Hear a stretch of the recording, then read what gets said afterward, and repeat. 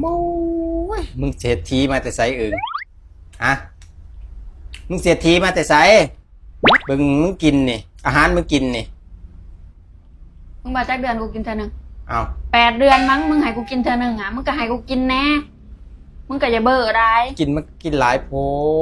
ดซื้อดำโล2 โลก็บ่ว่าดอกก็8 เดือนกินเท่านึงปะกูก็ต้องกินให้มันคุ้มป้าเพื่อมึงใส่กูกินน่ะเต็มกระโตกอดหล่อตายเต็มกระถาดเลยพุ่นเบิ่งพุ่นว้าลูกเศรษฐีดิมึงเนาะหาเงินมื้อละ300กินมื้อละ5,000มึงอย่ามาหัวกูบ่มีอารมณ์หัวมึงดอกกูมึนเงินปานนี้ไอ้เลมีอารมณ์มึงก็บ่ต้องกินนะมันบ่แม่นคอนเทนต์ดอกนี่